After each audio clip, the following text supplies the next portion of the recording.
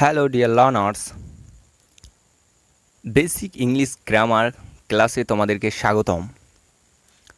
আবার চলে এলাম তোমাদের জন্য একটা বেসিক ক্লাস নিয়ে। আজকের ক্লাসে আলোচনা করব ভার্ব, সাবজেক্ট, অবজেক্ট নিয়ে, ক্রিয়া, কর্তা বা উদ্দেশ্য নিয়ে আজকে কিন্তু আমরা আলোচনা করব। বেসিক ইংলিশ গ্রামার সিরিজে আমরা যে প্রথম ক্লাস দিয়েছিলাম সেন্টেন্স মেকিং নিয়ে, সেই ক্লাসটা কিন্তু তোমরা আগে দেখে এসো। কেননা সে ক্লাস যদি না দেখো তাহলে কিন্তু বুঝতে পারবে না, আজকের ক্লাসটা অনেকটাই অজানা মনে হবে। এর আগের ক্লাসে আমরা আলোচনা করেছি সেন্টেন্স নিয়ে, যে কত রকমের সেন্টেন্স আছে যে আমরা মনের ভার্বটা প্রকাশ করতে পারি যে সেন্টেন্সের দ্বারায়। এগুলো নিয়ে কিন্তু বিস্তারিতভাবে বা একটা সেন্টেন্স তৈরি করতে যতটুকু আমাদের প্রয়োজন আমরা কিন্তু আলোচনা করেছি। চলো আজকের ক্লাস স্টার্ট করি। আজকে ভার্ব, সাবজেক্ট ও অবজেক্ট নিয়ে আলোচনা করব। শেষ পর্যন্ত ক্লাসটা দেখো। যারা সত্যি সেন্টেন্স মেকিং করতে চাও, সত্যি সেন্টেন্স তৈরি করতে চাও নিজে থেকেই সহজেই, তারা কিন্তু ক্লাসটা দেখবে। আর যারা চাও না তাদের তো কিছু করার নাই, তোমরা যেতে পারো। আর আরেকটা কথা বলি, এই ক্লাসের যে ফ্রি পিডিএফ নোটস আছে, ডিজিটাল নোটস, সেটা কিন্তু তোমরা একদম ফ্রিতে পেয়ে যাবে। আমাদের টেলিগ্রাম চ্যানেলে যে জয়েন করো ওখানে কিন্তু পেয়ে যাবে। ক্লাসের পরে নোটসটা আমরা দিয়ে দিই, প্রত্যেক ক্লাসের কিন্তু আমরা নোটস প্রোভাইড করি। চলো আজকের ক্লাসটা স্টার্ট করি। এখানে একটা সেন্টেন্স বলছি, স্ক্রিনে দেখো, আই ইট রাইস, মানে আমি ভাত খাই। এই যে সেন্টেন্সটা তৈরি করেছি, এই সেন্টেন্সটা কিন্তু একটা নির্দিষ্ট স্ট্রাকচার অনুযায়ী কিন্তু তৈরি করেছি। এই সেন্টেন্সটাতে কিন্তু তিনটি আইটেম আছে, সাবজেক্ট আছে, ভার্ব আছে, অবজেক্ট আছে। ঠিক আছে, এই সেন্টেন্সটা কিন্তু একটা নির্দিষ্ট স্ট্রাকচার অনুযায়ী কিন্তু তৈরি হয়েছে। এবার আমরা জানবো যে এই সেন্টেন্সটা যে স্ট্রাকচার অনুযায়ী তৈরি হয়েছে, সেই স্ট্রাকচারটা কী করে আমরা তৈরি করব খুব সহজেই। আমাদের এই বেসিক ইংলিশ গ্রামার ক্লাসের আয়োজন বা আলোচনা কিন্তু এই সেন্টেন্সগুলো তৈরি করাই নিয়ে। চলো জানি। প্রথমে জানবো ভার্ব। ভার্বের আগে সাবজেক্ট জানলে বেশি ভালো হয়। সাবজেক্ট কি? যে সেন্টেন্সের যে প্রথমেই যে আমি, তুমি, সে, তারা, তোমরা, এগুলো কিন্তু সাবজেক্ট। ঠিক আছে, যেমন আমি বললাম যে আই ইট রাইস, মানে আমি কি করি, ইট মানে খাই, কি খাই, রাইস মানে ভাত খাই, আমি ভাত খাই। তাহলে এখানে কিন্তু আমি যে আছে প্রথমে যে সাবজেক্ট, সেটা কিন্তু সাবজেক্ট আই। ঠিক আছে, দেখো এখানে কি বলছে, যে সেন্টেন্স বা বাক্যে যে কোনো কাজ করা বা যার সম্পর্কে কোনো কিছু বলা হয় তাকে সাবজেক্ট বা কর্তা বলে। ঠিক আছে, যার সম্পর্কে কোনো কিছু বলা হয়, এখানে তো আমার সম্পর্কেই সেন্টেন্সে বলছে, আমি ভাত খাই, কে ভাত খায়, আমি খাই, কে খায়, আমি খাই, তাহলে আমার সম্পর্কে বলছে, আমি ভাত খাই। ইট রাইস, এই ইটটাও আমি করি, খাইটাও আমি, রাইস এই ভাতটাও আমি খাই। ঠিক আছে, আমার ব্যাপারে বলছে, তার মানে কি এটা সাবজেক্ট, খুব সহজেই। তারপরে কি আছে, তারপরে আমরা জানবো, ডিসকানেক্ট হয়ে গেছিলো। আমরা কি শিখলাম? সাবজেক্ট শিখলাম। আশা করছি তোমরা সাবজেক্ট কি বুঝতে পেরেছো। সাবজেক্ট মানে আমি, তুমি, তোমরা, তারা, রহিম, করিম, সীমা, বিউটি, এগুলো কিন্তু সাবজেক্ট, বুঝতে পারলে? ইংলিশে বললে আই, ইউ, রহিম, করিম, দে, এগুলো কিন্তু সব সাবজেক্ট, হি, সি, বুঝতে পারলে? সাবজেক্ট নিয়ে আরও অনেক আলোচনা আছে, সেগুলো আমাদের এখন জানা লাগবে না। ঠিক আছে, সেগুলো আমরা কিন্তু পরে জানবো। কেন পরে জানবো? যে আমরা এই যে ক্লাসগুলো কিন্তু আমরা নিচ্ছি কিসের জন্য? মানে আমরা একটা সেন্টেন্স তৈরি করব, একটা সেন্টেন্স মেকিং করব। আমাদের সেন্টেন্স মেকিং করতে অত জানা লাগবে না। ঠিক আছে, বেশি জানলে বেশি আমাদের কিন্তু মানে নিজেকে মনে হয়, পাণ্ডিত্য মনে হবে। আর পাণ্ডিত্য বেশি হলে কিন্তু হবে না কাজ। ঠিক আছে, যেটুকু দরকার ওটুকুই জানো। ঠিক আছে, আমরা জেনে নিলাম যে সাবজেক্ট এগুলো। ঠিক আছে, তোমাদেরকে সাবজেক্ট যেগুলো নিই সেগুলোর একচিন করে মানে এক্সাম্পলের দ্বারাই একটা লিস্ট দিয়ে দেবো, পিডিএফে দিয়ে দেবো, তোমরা কিন্তু কিছু সেন্টেন্সও দিয়ে দেবো এক্সাম্পল, আর ওখানে কিন্তু কিছু কিছু ধরিয়ে দেবো, ঠিক আছে? ওটা কিন্তু পিডিএফে দিয়ে দেবো, ঠিক আছে? তোমরা পিডিএফটার জন্য কিন্তু তোমরা টেলিগ্রাম চ্যানেলে জয়েন্ট হয়ে যাও, ঠিক আছে? ওখানে পিডিএফটা কিন্তু ফ্রিতে পেয়ে যাবে তোমরা, ঠিক আছে? এবার আমরা জানবো ভার্ব। ভার্ব কাকে বলে?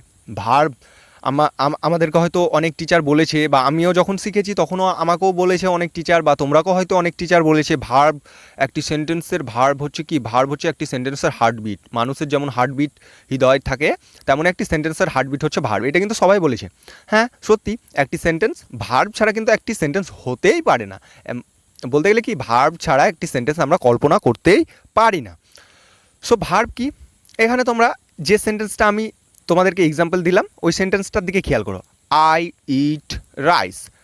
এখানে দেখো আই তো আমরা বুঝলাম সাবজেক্ট। এবার দেখো ইট, তারপরে কি বসেছে? ইট।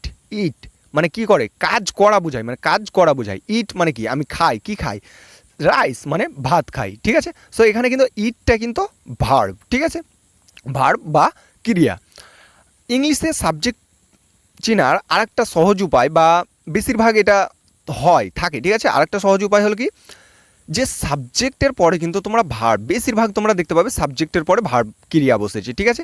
ইংলিশে কিন্তু সাবজেক্টের পরে ক্রিয়া বসে, ঠিক আছে? এটা কিন্তু তোমরা খেয়াল করবে, আর এটা দেখে দেখে তোমরা জাস্ট শিখো, আর শেখার পরেই কিন্তু অটোমেটিক হ্যাবিটের দ্বারা, মানে একদম হ্যাবিটে পরিণত হবে, তখন তোমরা কিন্তু একদম অটোমেটিক চিনে নিবে, ঠিক আছে?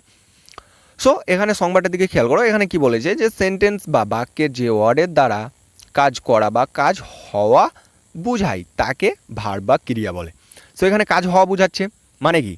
আই ইট রাইস, আমি ভাত খাই। আমি ভাত খাই। আমি কি খাই? ভাত খাই। কি খাই? ভাত। ভাত ভাত ভাত মানে হচ্ছে অবজেক্ট। কি খাই? খাই মানে খাই কি? খাই। খাই মানে কি? খাই হচ্ছে কি, এটা হচ্ছে কাজ করা বোঝায় না? খাই খাই খাই খাই। আই গো টু স্কুল, আমি স্কুল যাই। I go to market. এই যে গো, ইট, এগুলো হচ্ছে কি ভার্ব, ঠিক আছে? সো আশা করছি তোমরা ভার্ব কি বুঝতে পেরেছো। অনেকগুলো প্র্যাকটিস সিট এক্সাম্পলের দ্বারাই কিন্তু তোমরা আর একটু সহজ হয়ে যাবে। সো তোমাদেরকে কিন্তু টেলিগ্রাম চ্যানেলে অনেকগুলো এক্সাম্পল, অনেকগুলো টেস্ট, অনেকগুলো প্র্যাকটিস সিট দেওয়া হবে। তোমরা টেলিগ্রাম চ্যানেলে যাও, আর আমাদের চ্যানেলটাকেও সাবস্ক্রাইব করে দাও, ঠিক আছে?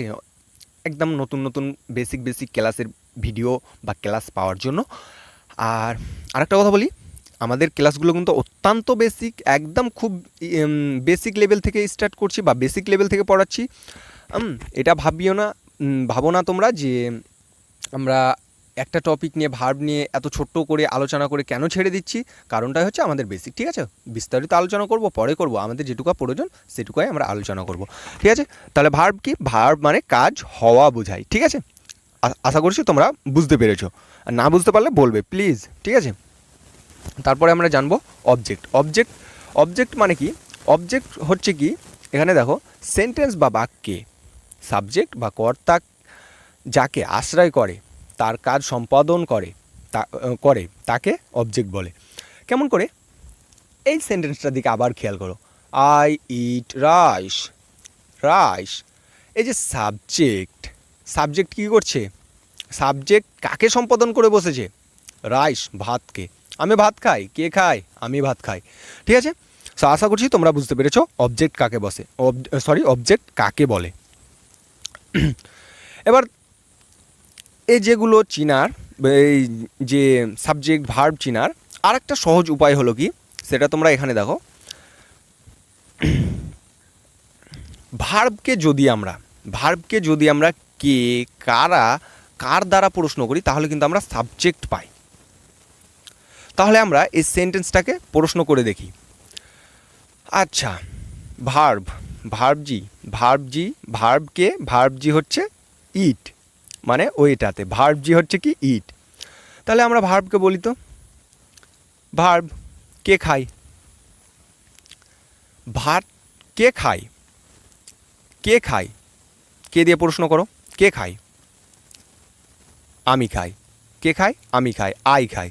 তাহলে ভার্বকে প্রশ্ন করে আমরা কি পেলাম? আমি খাই। তাহলে এটা হচ্ছে সাবজেক্ট। আর এবার যদি ভার্বকে বলি, ভার্বজিকে বলি যে আচ্ছা ভার্বজি কি খায়? তাহলে রাইস খায়, ভাত খায়। তাহলে সেটা অবজেক্ট। সো আশা করছি তোমরা বুঝতে পেরেছো। সো ভার্বকে এগুলো দ্বারা প্রশ্ন করলে কিন্তু তোমরা খুব সহজেই পেয়ে যাবে, খুব একদম সহজে পেয়ে যাবে। সো তোমরা তোমরা এগুলোকে দিয়ে প্রশ্ন করবে আর প্র্যাকটিস করবে, ঠিক আছে? প্র্যাকটিস করবে। এখানে দুটো আছে, যেমন আমি এটার কথা বলছিলাম, আমি ভাত খাই, সে ভাত খায়।